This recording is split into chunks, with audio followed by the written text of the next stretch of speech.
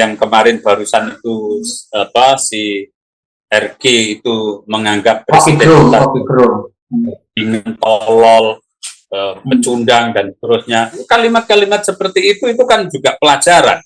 Saya berharap masyarakat luas juga memiliki kearifan dan juga memperkuat filter di dalam diri mereka sendiri untuk bisa mengambil yang hikmah, yang positif, dan membuang yang sampah. Kami berharap seluruh orang tua di negeri ini setiap mau menyekolahkan atau memondokkan anaknya, itu betul-betul dikenali di tempat mana anak itu harus disekolahkan.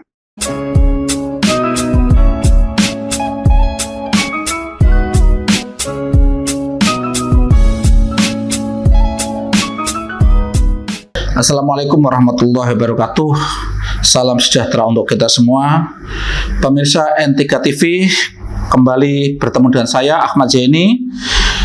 Di rubrik bincang-bincang ini saya akan membahas sesuatu yang menurut saya sangat memilukan, yang sangat menyedihkan. Itu ada seorang guru di Bengkulu namanya Yaharman, guru SMA di Rejang Lebong, Bengkulu, diketapel oleh salah satu wali muridnya. Oke, karena ini peristiwa pendidikan, saya akan membahasnya kembali masalah ini dengan Bapak Kiai Haji Syariful Wafa. Beliau ini kan salah satu pengasuh pesantren, beliau punya banyak santri, beliau juga guru, beliau juga ketua yayasan lembaga pendidikan. Jadi beliau tahu betul persoalan pendidikan. Saya sapa dulu beliau, ini beliau sudah standby. Saya tadi sudah siap menunggu saya untuk berbincang-bincang masalah kasus yang memilukan ini. Saya sapa dulu. Assalamualaikum Pak Yai Wafa. Waalaikumsalam warahmatullahi wabarakatuh. Selamat pagi Mas Jen. Sehat ya? Ngajinya sudah selesai, sehat. Sudah selesai baca kitab ya? Kayaknya rajin sekali, setiap hari harus baca kitab ya? Alhamdulillah tadi jam 10 menit selesai tadi. Alhamdulillah. Istiqomah ya, istiqomah baca kitab kuning untuk para santri ya. Iya, kalau pagi jam 8 sampai jam 10 itu Tanwirul Mikbas, tafsir Ibnu Abbas sama Usulul Fikih Ghayatul Usul, Thariqatul Usul Kiai. Luar biasa. Semoga ilmu ini barokah ya. Amin. Pengajian mendapatkan ilmu yang barokah yang nanti bermanfaat untuk agama dan masyarakat. Hari ini kita akan membahas ini. Ada sesuatu yang menurut saya memilukan tadi, yang dalam prolog tadi saya sebutkan tadi. Ada seorang guru di Bengkulu itu diketapel oleh orang wali murid. Jadi seorang wali murid gara-gara tidak menerima anaknya yang merokok di sekolah, ditegur, diberi hukuman oleh sang guru, diketapel sampai berakibat fatal dan matanya harus diambil. Berarti dia harus nanti mengalami kebutaan. Ini menurut jenengan kok fenomena, dan ini menurut saya kan fenomena ini bukan hanya satu-satunya. Ada beberapa kali yang sudah kita dengar berita tentang orang tua yang tidak menerima ketika anaknya mendapatkan hukuman atau mendapatkan sanksi gara-gara pelanggaran. Ini jenengan sebagai kiai, jenengan sebagai pengasuh pesantren, jenengan juga sebagai guru, ini menyikapi hal semacam ini gimana sih? Ya, pertama saya pribadi prihatin sebagai orang yang berkecimpung di dunia pendidikan, prihatin dengan moralitas dan akhlak para anak peserta didik dan orang tuanya. Itu yang pertama, kita prihatin. Yang kedua, ini pasti tidak lepas dari kebijakan negara. Meskipun negara tidak bermaksud untuk merusak moralitas dan akhlak bangsanya, tetapi kebijakan negara sejak dimulainya periode demokrasi liberal ini, menurut saya sekarang ini demokrasinya kan sudah cukup liberal. Ya, itu menjadikan kebebasan itu tak terbatas, dan itu terjadi di dunia pendidikan. Sehingga pola hubungan yang tadinya itu guru dan murid, yang seharusnya itu murid itu menghormati guru, begitu juga orang tuanya menghormati guru, berubah menjadi pola equal, pola yang setara. Guru ya sama dengan murid, tidak beda. Guru ya manusia, murid juga manusia.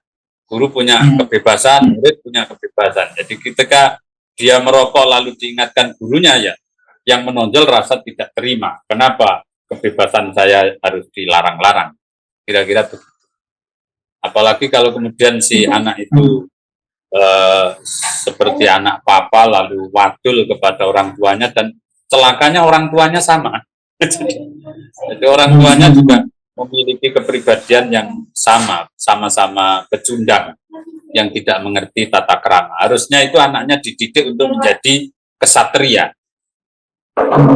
Jadi misalkan begini, kalau kamu merokok lalu diingatkan oleh gurumu karena itu di lokasi pendidikan, tentu niat gurumu adalah mendidik.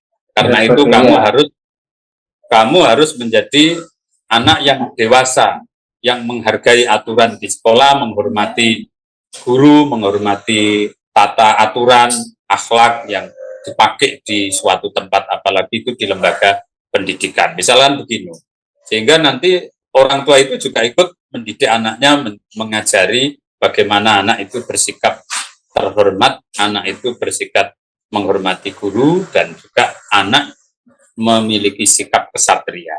Tidak sidik-sidik wadul orang tua lalu orang tuanya seperti superhero, itu menurut saya ini kecelakaan. Ini menurut saya kecelakaan, dan itu mudah-mudahan tidak terjadi lagi di tempat. Oke, intinya ya, belakangan memang cenderung kita itu masyarakat kita cenderung tadi ya liberal, bebas, mengabaikan tata krama, aturan. Jadi kelihatannya seperti itu ya. Jadi memprihatinkan betul ya. Iya. Ya sama lah. Kita ini kan tidak menyadari masyarakat kita. Dan kayaknya negara pun juga kurang peduli atau gampangannya ya karena ketakutan juga dengan kebebasan orang berbicara di tempat publik.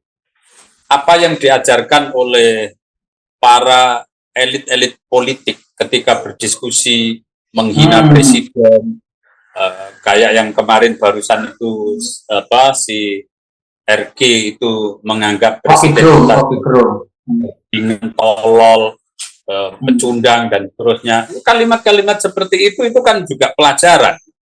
Itu ditonton orang se-Indonesia. Itu kalau anak-anak sekolah tidak bisa memfilter, itu kan dianggap itu sebagai sebuah kewajaran.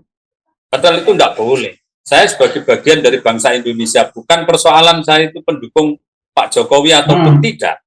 Tetapi itu adalah pemimpin kita, itu adalah pemimpin Indonesia yang sah, yang harus kita hormati. Harusnya begitu. Tapi kayaknya tidak ada yang protes itu. Saya perhatikan di netizen itu juga menganggap itu wajar apa yang dilakukan Pak Rocky Gerung. Apalagi kalau ditambah dengan Pak Amin Rais, seorang profesor yang guru besar UGM. Masuk UGM saja sekolah itu sudah sulitnya kayak gitu. Apalagi dia seorang guru besar. Itu juga kalimat-kalimat yang keluar dari mulutnya itu juga sangat tidak layak untuk ditiru. Nah, dan itu saya yakin itu diperhatikan juga oleh masyarakat, termasuk anak-anaknya. Pendidikan itu sebenarnya itu pendidikan publik. Jadi intinya ya, kita itu mestinya ketika ada seperti Rocky Gerung kemarin, terus apa yang diucapkan beberapa oposan itu sebenarnya kita kan tidak harusnya tidak hanya sebatas berpikir itu melanggar hukum apa tidak ya. Tapi kita juga melihat efek tadi bagaimana masyarakat menjadi nanti akan meniru. Jadi tidak semata-mata kita meninjaunya dari melanggar hukum apa tidak, bisa dijerat hukum apa tidak. Tapi kita mestinya lebih jauh dari itu, yaitu efek bagaimana itu menjadi budaya di masyarakat, kan itu ya semestinya yang lebih kita perhatikan itu. Ya, sebagai seorang pendidik yang berkecimpung di dunia pendidikan, saya berharap masyarakat luas juga memiliki kearifan dan juga memperkuat filter di dalam diri mereka sendiri untuk bisa mengambil yang hikmah, yang positif, dan membuang yang sampah. Karena memang kita tidak bisa menghindari apapun yang terjadi atau yang terucapkan atau yang tertampilkan di ruang publik dari siapapun, dari itu orang pintar ataupun orang bodoh, itu pasti akan sampai menghampiri di tangan kita lewat HP, medsos, lewat TV dan lain-lain.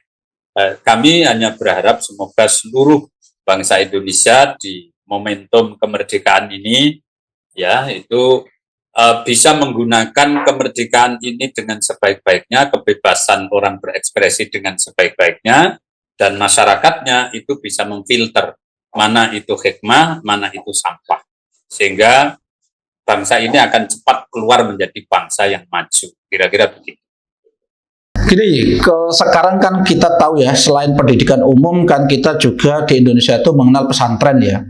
Kelihatannya sampai sekarang, artinya peristiwa-peristiwa seperti yang tadi, ada orang tua marah sampai ngetapel guru, itu kelihatannya kok masih sangat ya, menurut saya kayaknya jarang sekali kita dengar dari pesantren ya. Kelihatannya pesantren masih relatif adab antara orang tua dan guru, adab antara murid atau santri dengan ustadznya, ustadzahnya itu kelihatannya masih relatif terjaga ya kelihatannya kalau di pesantren. Ya, itu kaitannya dengan kurikulum, Mas Jen. Kalau di pesantren itu kan ada kurikulum akhlak yang memang materi adab itu cukup kuat. Dimulai dari materi adab yang paling dasar, kitab-kitab rujukan, misalkan ada taklimul muta'alim, ada banat. Adab itu begitu komplit diajarkan mulai A sampai Z. Kalau itu sekolah di pesantren mulai A sampai Z itu diajarkan. Ada kitab rujukannya yang komplit di setiap jenjang, mulai dari yang paling dasar sampai yang paling dewasa, yang paling akhir seperti kitab Ihya Ulumuddin itu masih membahas tentang adab. Ya, di sisi lain itu ada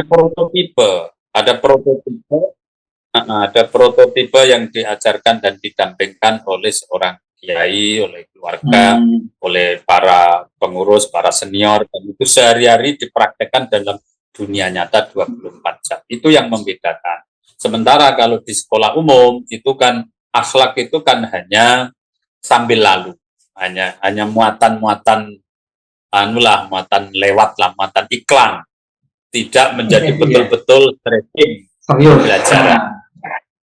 Jadi kayak di pesantren itu kan kayak penanaman bahwa belajar itu harus dapat ilmu yang bermanfaat, gitu. Manfaat itu salah satunya harus menghargai guru yang memberikan ilmu, itu kan sangat kuat sekali sih. Sehingga semacam murid kalau mau kurang ajar tuh mikir-mikir nanti ilmunya manfaat apa tidak, itu kayaknya kan masih sangat kuat ya. Nah, sekolah umum kan nggak ada seperti itu. Iya. Ya. Jadi unsur manfaat dan barokah itu diyakini betul oleh para santri. Semakin dia tulus menghormati guru, semakin dia meyakini bahwa futuhul ilmi itu akan didapat. Kira-kira jalur futuhul ilmi dari guru atau kiainya itu lebih kuat. Karena menganggap di lingkungan pesantren itu, kalau santri itu salah satu hal yang diajarkan oleh kiainya itu, ibaratnya kiai itu semacam kayak pemancar sinyal. Agar ilmu Allah atau ilmu laduni itu adalah pusatnya pengetahuan, maka memerlukan layar penangkap sinyal. Nah, kiai atau guru itu adalah layar-layar penangkap sinyal itu yang santrinya itu mencoba untuk mempersambungkan agar hatinya, pikirannya, jiwanya, ruhnya itu menyambung dengan kiai. Itu yang nggak didapat di pendidikan pesantren. Tapi Mas Jan, belakangan ini juga sejak 30 tahun terakhir itu banyak sekali bermunculan ma'had-ma'had atau pondok-pondok tahfidz yang sebenarnya itu dia tidak layak menjadi pencapai sinyal tadi, karena dia bukanlah pemancar sinyal, tetapi dia hanya menangkap dari sisi profesi, jadi dianggap sebagai kiai itu profesi, sehingga dia masuk ke dunia itu. Dan buka pesantren kelihatannya karena menangkap pasar ya, menangkap pasar karena kecenderungan belakangan masyarakat juga keagamannya meningkat, keinginan menyekolahkan anak di pesantren itu semakin meningkat. Ini kebutuhan pasar. Akhirnya ditangkap. Padahal tidak meningkat kualifikasi untuk menjadi penangkap sinyal tadi. Karena itu prosesnya lama untuk menjadi penangkap sinyal tadi kan proses lama. Kalau menangkap sinyal itu kan memang diperlukan qalbun salim. Jadi hati seorang kiai yang memiliki jiwa yang bersih, hati yang bersih, sehingga sinyal itu bisa begitu terang, benderang, sehingga santrinya bisa tersinari, sebagaimana pola yang dilakukan oleh para wali songo itu. Sebenarnya itu yang sama dengan kalangan kiai atau kalangan pesantren. Kira-kira seperti itu. Kelihatannya gara-gara motivasi mendekat pesantren itu banyak yang nggak benar. Sekarang ini banyak pesantren yang akhirnya bermasalah. Jadi namanya mahat, namanya pesantren tapi bermasalah. Yang paling rame ini sekarang Al Zaitun gitu kan. Dulu kan juga ada lagi beberapa pesantren nih. Sekarang yang baru rame-rame Al Zaitun gitu ya. Kemarin kelihatannya hari Jumat kemarin itu polisi itu. Ya, fenomenal itu. Iya. Jadi kan lihat gimana tuh ya? Sebagai orang yang ngasuh pesantren gimana dengan lihat Al Zaitun itu? Ya, kalau dilihat dari sisi apa yang kami perhatikan dari sisi medsos itu memang di situ itu begitu banyak kepentingan hidden agenda yang bertumpuk-tumpuk. Jadi ada banyak wajah di situ. Jadi kayaknya enggak satu wajah kayaknya. Jadi ada wajah pendidikan, ada wajah pesantren, ada wajah perusahaan, ada wajah politik gitu ya. Ada wajah ini, ada wajah apa ya, semacam komunisme, ada wajah Yahudisme, ideologi yang campur aduk, kayaknya ruwet di situ. Di samping juga ada wajah perusahaan mulai dari pertanian, peternakan, pasar, waralaba, kemudian perkapalan. Wah, itu luar biasa, memang fenomenal itu. Itu menurut saya hebat itu. Hebat dari sisi itu. Gitu. Tapi untuk memainkan agama itu tidak bisa. Kalau agama menurut dia itu, wah itu ruwet sekali. Saya perhatikan ketika dia menjelaskan bagaimana dia menjelaskan tentang hubungan antar agama, hubungan biologis antar agama Islam, Yahudi, Nasrani, itu kelihatan dia mentah sekali. Pengetahuan tentang Islam itu sangat dangkal sekali. Lebih otak gatuk. Ya, otak gatuk. Pas-pas. Betul. Sehingga memunculkan salam seperti itu. Salam, salah satu contoh kecilnya salam, tradisi salam. Itu kita ini sebenarnya gini, kalau Islam itu agama yang terakhir. Al-Quran itu kitab suci yang terakhir. Nabi Muhammad SAW itu nabi yang terakhir. Kenabian Nabi Muhammad, risalah kitab suci Al-Quran, dan agama Islam itu sebenarnya satu, dan itu ada di seluruh kitab-kitab suci. Kita kembali kepada 3 kitab saja. Kitab Taurat. Kitab Taurat yang disebut sebagai Perjanjian Lama. Kitab Injil yang disebut sebagai Perjanjian Baru. Dua-duanya, kalau mau fair, itu mengenai Al-Quran, mengenai Muhammad, itu ada tercantum di dalam kitab suci Taurat maupun kitab suci Injil. Dan itu berkali-kali di dalam Al-Quran itu Allah menyebutkan, kalau kamu memang mau jujur tenan, sebutkan dong bahwa kehadiran Muhammad itu sudah ada di dalam Taurat dan ada di dalam Injil.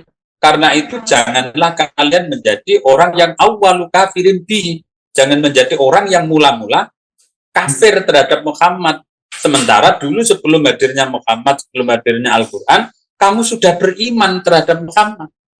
Sampai dalam situasi apapun, kamu juga minta tolong kepada Allah, itu berwasilah kepada Muhammad.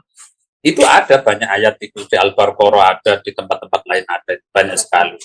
Nah, justru kerasulan Nabi Muhammad dan Al-Quran itu sebenarnya memperkuat keberadaan Injil dan Taurat.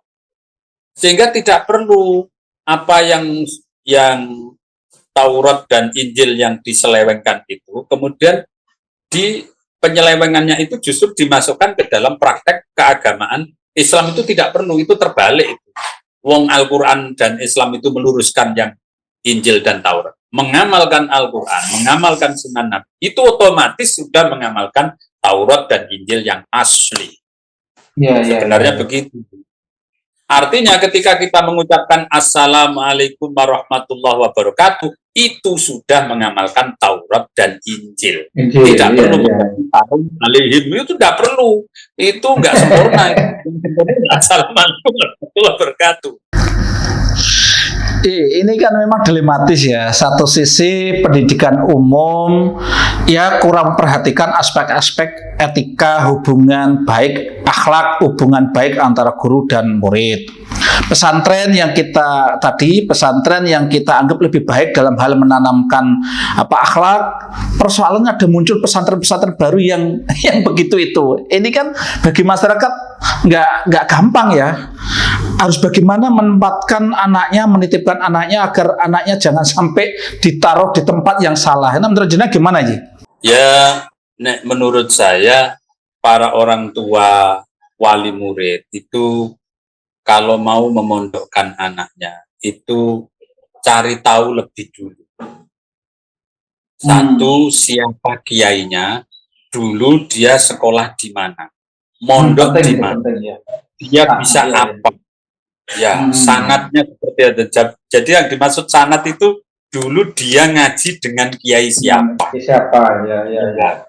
Karena di dalam dirinya itu kemampuannya itu kan tersusun dari internalisasi apa yang dikaji, apa yang dipelajari. Kalau dia itu sanat keilmuan di pesantren atau di keilmuan yang memang memiliki riwayat nyambung kepada Rasulullah, tentu ini berbahaya. Berbahaya karena itu bisa menebarkan anaknya kepada keyakinan dogma yang tidak nyambung kepada keyakinan. Yang kedua, itu ketahui dulu, survei dulu, pesantrennya itu kurikulumnya seperti apa. Nah, kebetulan kalau itu fenomenanya Al-Zaitun, itu banyak orang tua yang ketika melihat di sana itu dari sisi kurikulum itu kan ya tidak masalah. Wong kurikulum Kemenang sebagaimana di tempat lain. Begitu dilihat kiainya kan ngakunya lulusan Gontor. Meskipun Gontor, sehingga Gontor bantah tapi. Ternyata di Gontor hanya sebentar, jadi tidak khatam.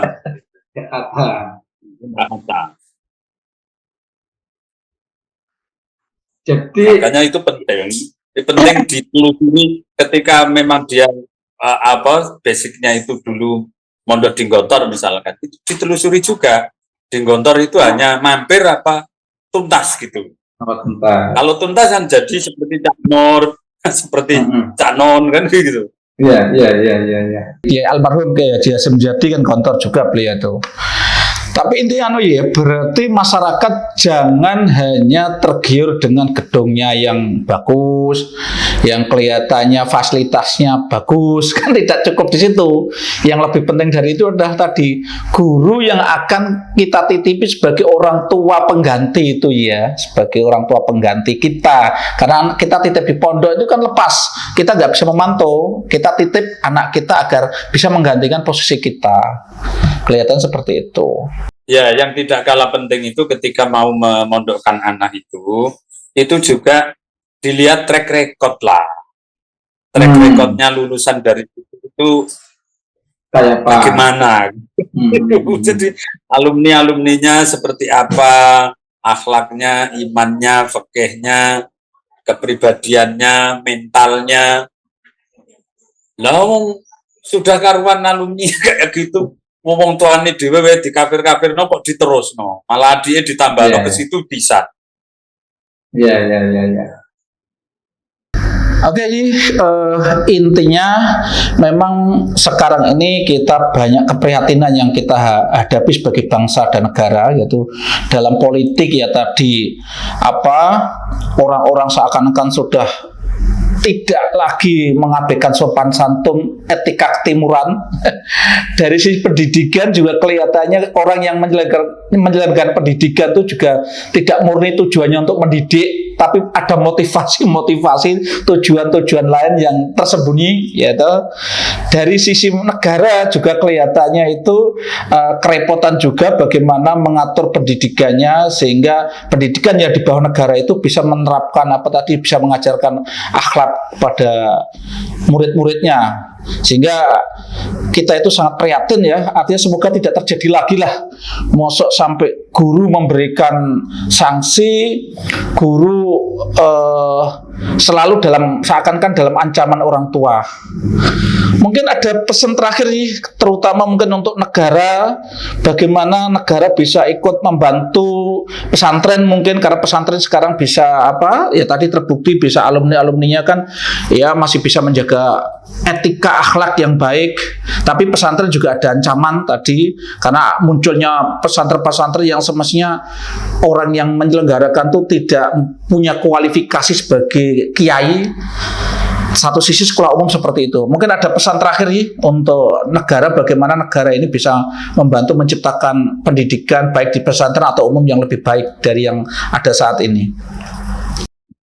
Ya, yang pertama kami berharap kepada siapapun yang memimpin di negeri ini, baik itu pemimpin nasional maupun pemimpin daerah sampai di tingkat pedesaan, itu betul-betul memiliki perhatian dalam bentuk kebijakan yang menyelamatkan akhlak bangsanya melalui dunia pendidikan, khususnya pondok pesantren dan lain-lain.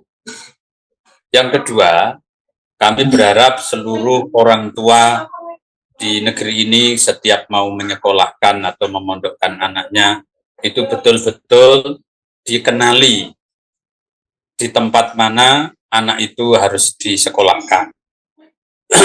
Dan ketika menyekolahkan atau memondokkan anak, itu niatnya mencari ilmu karena Allah, bukan mencari pekerjaan atau yang lain. Ya. Kemudian yang ketiga itu kepada para penyelenggara pendidikan, khususnya pondok pesantren. Itu mohon agar kiranya para penyelenggara pendidikan itu juga tidak abai dengan perkembangan zaman dan betul-betul hati-hati ketika melaksanakan penyelenggaraan pendidikan di pesantrennya. Jangan sampai ada kejadian pelanggaran-pelanggaran hukum positif maupun hukum syariat, akhlak termasuk. Jangan sampai ada kejadian misalkan pemerkosaan atau pelecehan seksual atau pelanggaran-pelanggaran yang bersifat merusak akidah seperti brainwash dan sejenisnya yang dilakukan oleh kelompok-kelompok yang tidak bertanggung jawab sehingga merusak mentalitas generasi bangsa, karena kita sebentar lagi akan menghadapi bonus demografi yang itu mereka semuanya anak-anak muda usia 30-40 mentok 50 sudah dianggap tua, itu nanti yang akan memimpin negeri. Jadinya kayak apa kalau mereka generasi ini kita orang tua tidak bijaksana dan para penyelenggara pendidikan juga tidak bijaksana, negara juga begitu abai, maka itu akan merusak dan kita akan menjadi negara yang gagal. Saya berharap mudah-mudahan kita berdoa semuanya, negara ini memunculkan, sebenarnya pemerintahan Pak Jokowi ini sudah bagus, tracknya sudah tepat, dan sudah berusaha memberikan porsi masing-masing, tetapi karena memang negara ini negara besar, penduduknya hampir 300 juta, maka persoalannya memang gak karuan dengan era medsos ini. Karena itu kendali yang paling bagus itu di keluarga. Saya minta, kami mohon pada semua kepala keluarga untuk mengendalikan keluarganya masing-masing agar pemimpin siapapun akan memimpin nanti bisa berhasil dengan baik, dan itu kalau berhasil baik maka kita semuanya akan baik dan sukses. Kira-kira itu. Terima kasih sekali. Semoga yang kita bincangkan hari ini, siang ini, bermanfaat untuk masyarakat, bisa berkontribusi untuk menyebarkan kebenaran di masyarakat. Mantroni, Assalamualaikum warahmatullahi wabarakatuh. Ya, sama-sama. Waalaikumsalam warahmatullahi wabarakatuh. Pemirsa, demikian tadi perbincangan saya dengan Bapak Kiai Haji Syariful Wafa. Semoga yang kita perbincangkan tadi bisa bermanfaat untuk kita semua. Intinya tadi bahwa kita harus betul-betul memperhatikan pendidikan kita agar pendidikan kita bisa menghasilkan anak-anak yang baik, tidak hanya pintar dalam hal pengetahuan, tidak hanya terampil dalam hal keterampilan, tapi juga punya sikap, punya akhlak yang baik. Ini penting sekali. Cukup sekian. Assalamualaikum warahmatullahi wabarakatuh.